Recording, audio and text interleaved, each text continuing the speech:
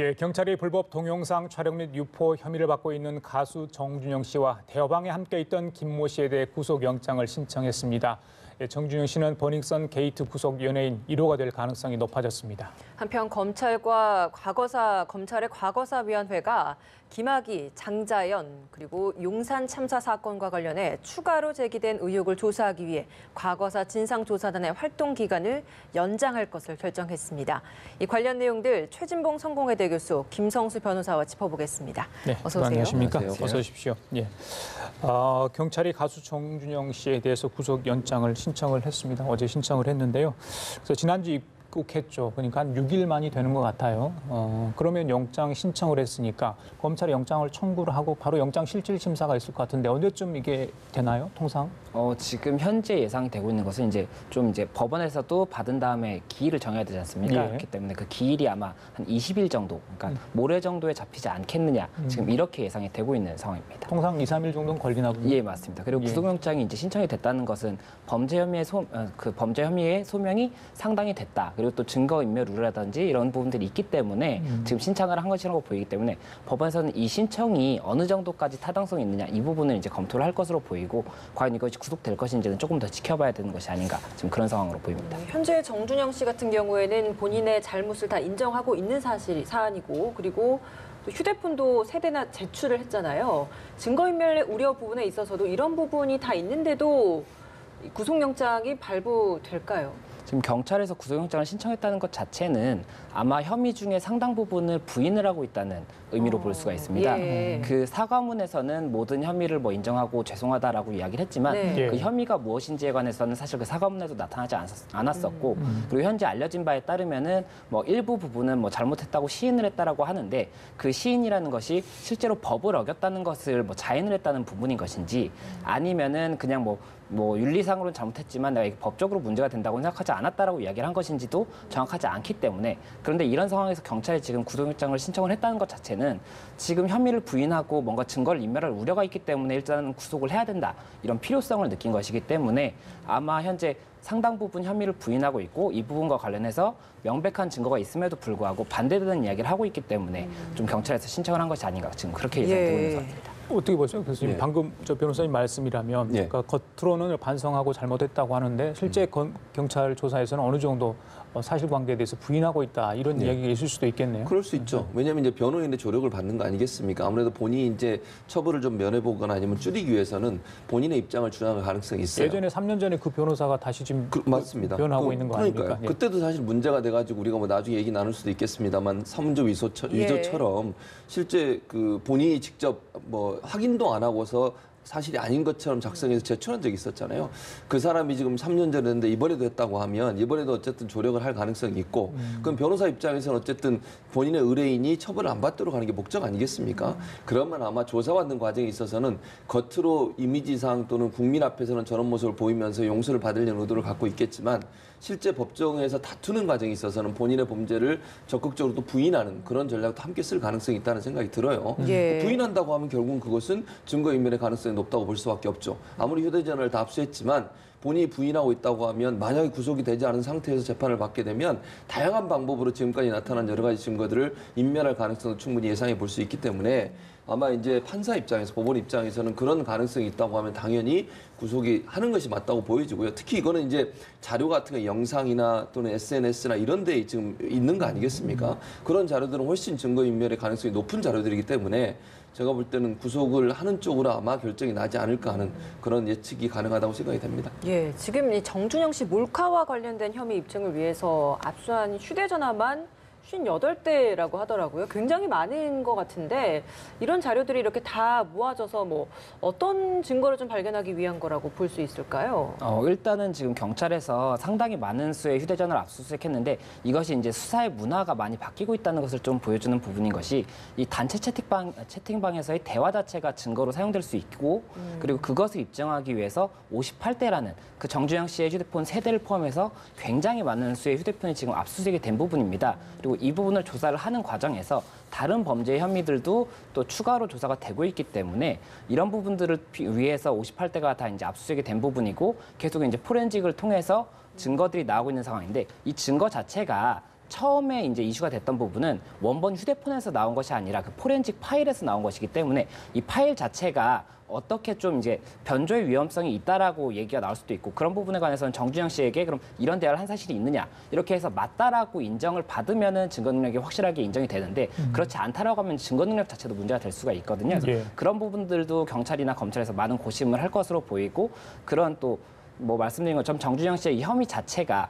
영상만 지금 뭐 공유를 했다고 하면 이 영상이 실제로 뭐 강제로 뭐 동의를 받지 않고 촬영한 것인지 그리고 이 유포 자체도 동의를 받지 않은 것인지 또 이제 피해자들의 특정에 있어서 피해자들도 이것이 자신이 아니다라고 부인을 할 가능성도 높기 때문에 이런 부분들까지도 수사기관에서는 굉장히 많은 고심을 할 수밖에 없는 그런 상황입니다. 근데 피해자가 정준영 씨를 직접 고소하지 않아도 지금은 뭐 처벌이 가능한 범죄입니까? 예, 이 성폭력 처벌법상 이 카메라 등 이용 촬영죄는 뭐 친고죄라든지 반의사 불벌죄가 아니기 때문에 예. 이 사회의 법익을 침해한 죄이기 때문에 얼마든지 처벌이 가능합니다. 다만 피해자가 자신이 피해 사실을 인정을 해야지 피해 사실이 특정이 되는 부분인데 아마 정준영 씨 같은 경우에는 피해자가 나타나지 않는다고 한다면 이 영상 자체는 뭐 닮은 사람이라든지 아니면 인터넷에서 구한 뭐 그냥 다른 사람의 영상인데 내가 좀 이것을 거짓말로 친구들한테 뭐 좀 이렇게 허세를 보이기 위해서 한 것이다. 이렇게 해버리면 불법이 안 될 수도 있기 때문에 이런 부분 관련해서 사실관계는 좀 명확하게 특정이 돼야 될 것으로 보입니다. 그 교수님 카톡방 원본 그 대화방에 있는 예. 그거는 검찰이 가지고 있는 거죠? 검찰이 지금 현재로서는 검찰이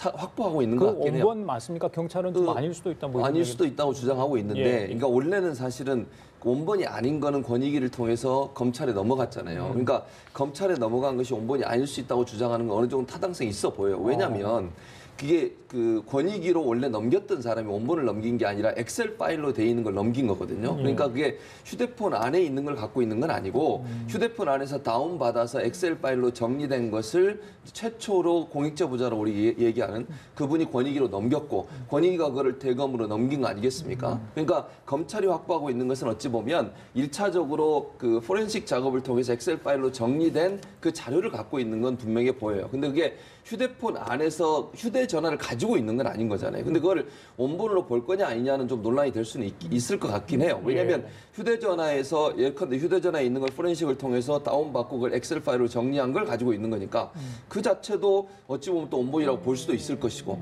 근데 휴대전화 자체를 갖고 있는 건 아니잖아요. 예. 그런 차원에서 아마 이제 검찰은 원본을 갖고 있는 게 아니라 포렌식을 통해서 다운받은 그 파일 자체를 갖고 있는 거다라고 주장을 하고 있는 거예요. 차이를 좀 보자면 검찰은 다 가지고 있는 것이고 경찰은 사본이라고 하는 것 그 일부만 좀 가지고 있다라고 좀 구분을 해도 되겠습니까? 그렇게 보기보다는 이제 경찰 같은 경우에는 아무래도 뭐 그렇게도 얘기할 수 있고 지금 현재 휴대전화를 확보해가지고 그걸 지금 분석하고 있잖아요. 예. 그 자료에서 어떤 게 있는지는 두고 봐야 될 것 같아요. 근데 최초의 자료는 사본만 갖고 있다고 보는 게 맞겠죠. 그러니까 일부만 갖고 있는 게 맞을 텐데. 예. 근데 만약 이제 지금 현재 58대, 58대의 휴대전화 안에 어떤 게 들어있는지 모르잖아요. 그게 그 전에 최초의 제보자가 냈던 파일도 거기 들어있는 건지 아니면 그게 다 지워져도 없는 건지는 아직 확인이 안 되고 있어요. 경찰이 어느 정도까지 자료를 확보하고 있는지 지금 현재 완전히 밝히고 있지 않기 때문에 우리가 완전히 알 수는 없을 것 같아요. 다만 예. 대검에 넘긴 자료는 1차 포렌식을 통해서 그 업체라고 하죠. 포렌식하는 전문 업체에서 다운받아서 엑셀 파일로 정리된 걸 갖고 있다. 경찰은 지금 현재 어떤 걸 갖고 있는지를 정확하게 밝히고 있진 않아요. 그러나 이제 58대 휴대전화 안에서 뭘 복원했는지 하는 부분은 차후에 이제 밝히게 될 가능성이 있다는 생각이 듭니다. 포렌식 복원하는 것 자체도 시간이 어느 정도 걸리는지도 궁금하고 이게 휴대폰이 굉장히 좀 많다 보니까 이런 복원하는 것만 해도 시간이 오래 걸려서 수사가 좀 지지부진해지진 않을까라는 걱정도 듭니다. 어느 정도 걸리나요? 예, 포렌식 자체는 굉장히 시간이 오래 걸리는 작업은 아닙니다. 예. 다만 이제 이 포렌식으로 인해서 나오는 문자 내용들이 있지 않습니까? 그 내용들은 뭐 몇 년치일 수도 있기 때문에 그것들을 일일이 확인을 하면서 이제 대조를 해서 문제가 생기는 부분들을 찾는다는 것 자체 그 부분이 좀 시간이 오래 걸릴 수가 있는 부분이고 예. 또 이제 피해자와 뭐 이제 카톡을 했다든지 이런 내용들이 확정이 되려고 한다면 그 부분도 또 찾아야 되고 또 이 포렌식이라는 것이 전부가 다 완전하게 복구되는 것이 아니고 일부는 깨져서 나올 수도 있는 거거든요. 그래서 그런 부분들까지 좀 감안을 한다면은 시간이 걸릴 수밖에 없습니다. 다만 예. 이제 굉장히 많은 인력이 투입이 된 상태이기 때문에 어느 정도 좀 신속히 진행이 되지 않을까 그렇게 예상이 되고 그 있습니다. 원본이나 사본이나 증거 능력은 같이 적용할 수 있나요? 꼭 반드시 원본이어야만 하나요? 어떻습니까? 원칙적으로는 휴대폰에서 바로 포렌식이 수사기관을 통해서 뭐 이렇게 이루어졌다고 한다면은 네. 증거를 사용하는데 무리가 없습니다. 다만 지금 같은 경우에는 이 포렌식 데이터라고 하면서 제출이 된 부분이기 때문에 예. 이 부분에 관해서 이제 정준영 씨 측 변호인에서 이것이 뭐 증거 능력이 없다라고 부인을 하게 된다면 그 부분에 대해서 굉장히 좀 다툼이 생길 수밖에 없습니다. 그렇기 때문에 앞서 말씀드린 것처럼 이 수사기관에서는 이런 대화를 한 사실이 있지요라고 해서 맞다라고 인정을 하면 그때부터는 증거 능력이 명백하기 때문에 그 부분까지도 일일이 확인을 하느라 수사가 조금 더 길어지고 있다는 그런 소식입니다. 가수 승리 씨 이야기도 해보도록 하겠습니다. 성접대 의혹을 받고 있는 부분인데 그렇죠. 일단은 뭐 유의미한 진술을 확보했다라는 입장인 것 같아요. 그렇습니다. 어떤 경찰의 내용들이 좀 입장이 나왔을까요? 그렇습니다. 그러니까 경찰이 뭐라고 발표를 했냐면 지금 수사 중이기 때문에 그 유의미한 자료가 뭐냐고 밝힐 수는 없다고 그랬어요. 예. 다만 관련자 진술을 확보한 걸로 알려지고 있어요. 지금 승리 씨는 뭐라고 주장을 하고 있냐면요. 이게 일부 언론을 통해서 이게 보도가 됐거든요. 보도 내용을 보면 누가 봐도 이거는 성매매의 알선이라고 볼 수밖에 없어요. 왜냐면요. 여성 한 명당 돈을 1,000만 원 이런 얘기까지 나와요. 한 명당 1,000만 원 정도 한다. 3명을 보내달라. 이런 얘기가 나오거든요. 그 클럽 아레나라고 하는 곳에 일하는 여성들 중에 3명을 불러달라고 요청을 했고 한 명당 얼마다까지 그 금액이 카톡 내용이 예. 나와요. 그러니까 이거는 성매매의 어떤 정황으로 충분히 볼 수 있는데 그런데 승리 씨께서 뭐라고 얘기하냐면 이거는 그냥 여자를 소개했을 뿐이다 지인에게 이렇게 얘기해요. 근데 여자를 지인에게 소개하면서 금액을 얘기하진 않잖아요. 일반적으로 상식적으로. 예. 근데 이와 관련해서 경찰은 그 관련자 진술을 갖고 있다 그래요. 그러니까 승리 씨가 아닌 다른 누군 관련자가 있는 것 같은데 그 관련자가 이와 관련된 진술이 있는 것으로 알려지고 있는 상황이고요. 그럼에도 불구하고 지금 승리 씨 측에서는 그냥 지인에게 여자를 소개시켜줬을 뿐이다 이렇게 지금 얘기하고 있는 그리고 상황입니다. 다른 그 당시에 있었던 여성 같은 경우에도 성매매, 뭐 성접대 아니었다, 뭐 그렇게 그런 여성 얘기하고 아니다라고 또 진술도 있어서 맞습니다. 근데 이제 그 부분은 사실 예. 이제 그분이 어떤 분인지 우리가 모르는 상태에서 뭐라고 말씀을 드릴 수 없을 것 같아요. 예. 그러나 이제 이렇게 제가 그냥 이건 제 추측이고 상상입니다. 만약에 본인이 거기에 개입돼서 성매매를 했다는 가정하에 말씀을 드리면 본인도 처벌받아야 돼요. 그러니까 성매매를 하는 사람이나 알 사람 둘 다 처벌을 받을 수밖에 없는 상황이기 때문에 뭐 저는 그분이 지금 했다 안 했다를 얘기하고 싶진 않습니다. 다만 그분이 만약에 성매매를 했다 하더라도 그걸 했다라고 얘기하기 어려운 상황이 될 수 있다라는 거죠. 그러니까 그 부분은 경찰이 더 수사를 해봐야 된다고 생각을 해요. 그분의 진술만 가지고서 100% 그분의 진술이 진실이다라고 지금 확정해서 말씀드리기는 어려운 상황이라는 생각이 듭니다. 그리고 승리와 이 버닝썬 공동대표죠. 이문호 씨 잠시 후에 법원에서 구속 심사를 받습니다. 마약 관련 혐의죠. 그런데 이 관련해서 혐의를 받고 있는 사람이 참 40명이나 된다고 합니다. 이제 뭐 이런 클럽이 마약 소굴이다 이렇게까지 이제 이야기가 되고 있는데 그래서 이 마약 혐의는 지난번에도 뭐 약간 검사를 통해서 이렇게 입증하지 않았습니까? 이렇게 마약 혐의를 받고 있는 사람이 많은 이유는 어디 있다고 보세요?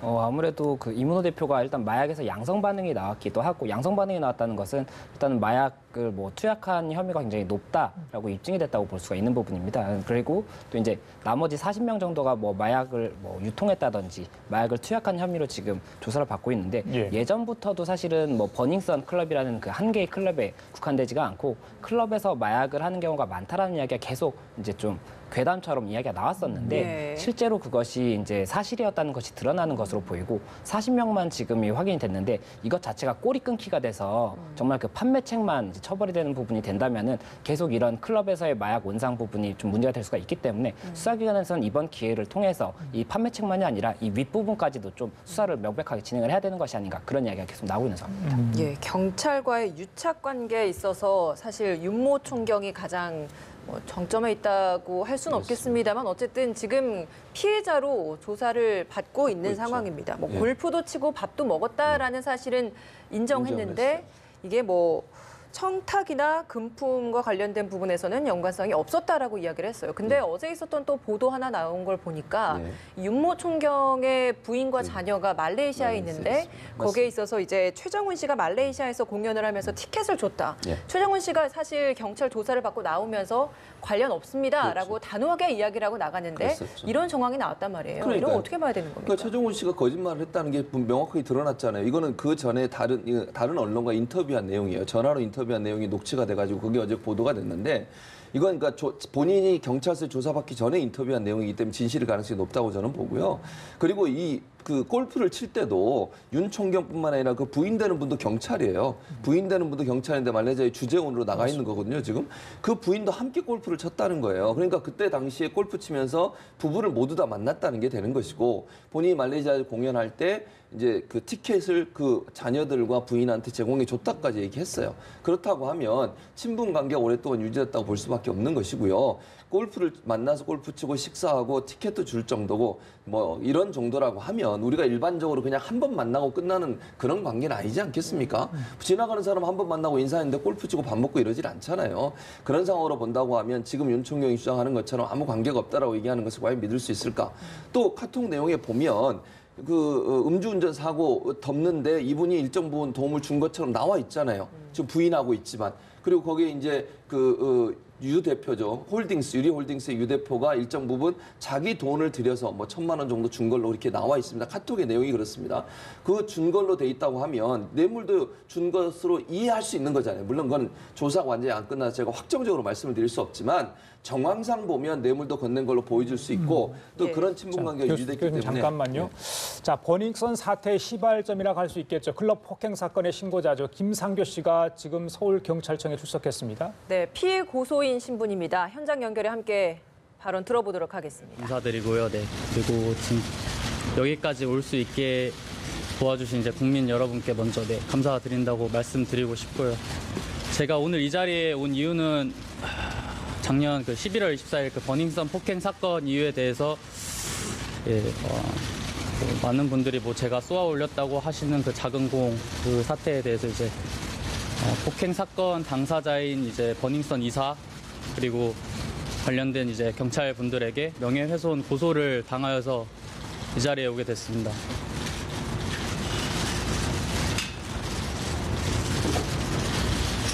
네, 제가 이렇게 사태가 터지게 수밖에 없었던 이유는 일단 피해자들과 제보자들이 많이 나타났습니다. 나타났고 이제 그 사람들의 이야기를 들었을 때 이거는 국민께 알려야 된다고 생각이 들었습니다. 잠을 이룰 수 없었고 좀 하루하루 절규하는 사람들이 나타날 거라는 생각에 좀 어려운 길이 될 것 같았지만 좀 책임감을 갖고 해결해야겠다는 생각에 여기까지 왔습니다. 고맙습니다. 혹시 집단 폭행에 가담한 인물 중에 버닝썬 VIP로 의심되는 인물 없나요? 그거에 대해서는 제가 좀 많이 밝혀달라고는 많이 말씀을 드렸습니다. 저도 정확히는 다 몰라가지고 그렇습니다. 국가가 막는다는 내용의 글을 올리셨는데 그게 정확하게 어떤 의미인지 좀 설명 부탁드릴게요. 공권력이 맡고 있다고 생각이 들었습니다. 어떤 부분이요? 저는 제가 112에 신고했습니다. 저는 폭행 피해자였고 이제 국가 공공기관에 보호받기 위해서 112에 신고를 하였고 도움을 받기 위해 신고를 하였는데 단순하게 도움을 받지 못했어요. 도움을 받지 못했고 저 말고 다른 그런 이제 유사한 피해자들이 많다는 걸 느꼈고 그래서 그런 표현을 쓰게 됐습니다. 그래서 이런 거를 알리려고 하는 사람들이 못 알리고 있는 상황에 대해서 저는 알게 됐습니다. 그래서 그런 표현을 했습니다. 혹시 여성 2명에 대한 성추행 혐의도 받고 계신데 네. 부인해 오셨는데 네. 여전히 입장 변화는 없으세요? 예, 그렇습니다. 그 역삼 지구대에서도 유착이 있었다고 보시나요? 예, 그렇습니다. 어떤 부분에서 그렇게 보신 건지. 의혹을 가질 수는 있다고 생각을 합니다. 의혹을 가질 수는 있다고 생각을 하고 확신할 수는 없지만 그래서 저는 개인적으로 지금 전체적인 지금 상황을 봤을 때는 의혹을 가질 만한 이유가 있었다고 봅니다. 혹시 명예훼손이나 다른 혐의도 받고 계신데 그런 것도 입장 변화가 없으신가요? 예, 그렇습니다. 그 경찰관 증거 인멸 부분도 지금 문제가 되고 있잖아요. 그 부분에 대해서는 어떻게 생각하세요? 또 이제 추후 수사 기관에서 정확히 밝혀주시는 게 좋지 않나라고 생각이 들고 좀 지금까지 제가 겪은 의혹들이나 그런 거에서는 이제 저는 수사 기관에 많이 맡기고 싶고 그런 걸 좀 진실 규명을 좀 정확히 해주셨으면 하는 바람입니다.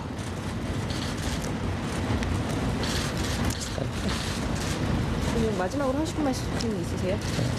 그냥 좀 지금은 좀 사태가 커져서 국민 여러분께서 이 좀 어두운 사회의 난면도 좀 알게 되시고 저 역시도 그 부분에 대해서 계속 언급하고 보여주는 게 힘들었습니다. 굉장히 힘들었는데 그러니까 그냥 다음 뭔가 사람들한테는 좀 피해자가 안 생겼으면 좋겠고 저는 그거면 충분합니다.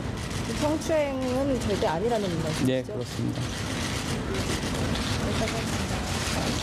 감사합니다.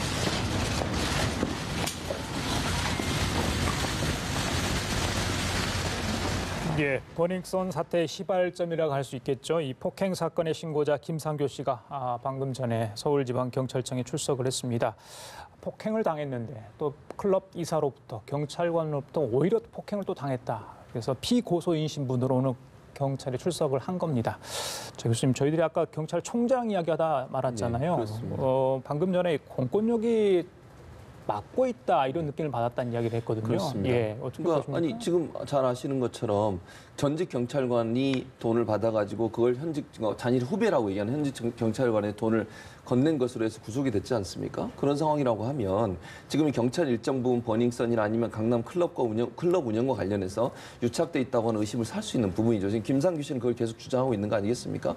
본인이 폭행을 당해서 그걸 일일이 신고했는데 그 폭행 본인을 도리어 수갑을 채워가지고 파출소로 데리고 갔다, 지구대로 데리고 갔다 이렇게 얘기한다고 하면 경찰이 정말 이 유착이 없는 건가 하는 부분은 수사가 반드시 필요한 부분이라는 생각이 듭니다. 아까 우리가 윤청경 얘기하다가 제가 이제 중간에 끊었는데 그 부분도 사실은 지금 부인과 함께 그런 여러 가지 유착 혐의 연루가 있다는 의혹을 받고 있는 상황이고 최종훈 씨의 그 음주 사건 같은 경우에도 무마됐다고 하는 여러 정황들이 나오고 있기 때문에 제가 볼 때는 경찰의 유착 문제는 반드시 발본색원해야 된다. 어제 대통령도 말씀하셨듯이 이 문제가 그냥 적당히 끝날 수 있는 문제가 아니라고 저는 생각해요. 대형 게이트로도 확산될 수 있는 문제라고도 보여지는데 경찰이 이런저런 부분에 있어 연관돼 있다고 하는 여러 정황들이 나와 있기 때문에 스스로가 정말 잘못된 부분을 도려낸다는 생각으로 바로잡지 않으면 경찰이 큰 국민적 지탄을 받을 가능성이 있다는 생각이 듭니다.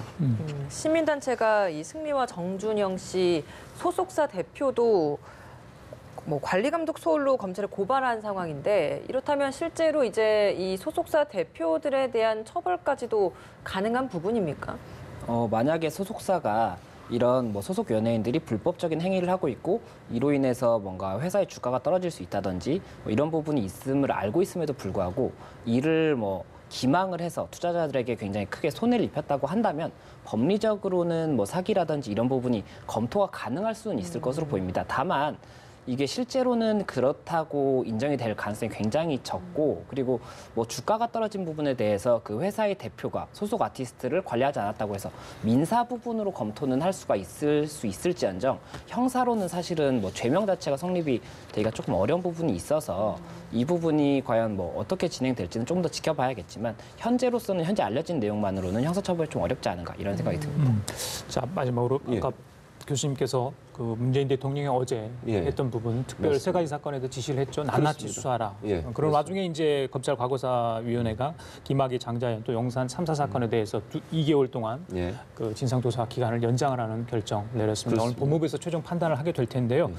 2개월 안에 다시 조사를 하게 됩니다. 강제 수사권이 없습니다. 강제 수사권 없죠. 2개월 안에 뭔가 밝혀낼 수 있을 가능성 어떻게 보십니까? 저는 그 가능성이 물론 이제 시간이 짧은 건 분명해요. 그러나 그럼에도 불구하고 2개월이 연장이 됐으니까 정말 철저하게 수사해서 밝혀낸다고 생각을 하고요. 지금 이제 장자연 사건 같은 경우는 공소시효가 이미 끝났어요. 그래도 대통령이 뭐라고 얘기했냐면 공소시효가 끝난 사건은 사실관계를 분명히 밝혀라. 국민 앞에 소상히 밝혀내라는 거예요. 무슨 일이 있었는지는 알아야 되는 거 아니겠습니까?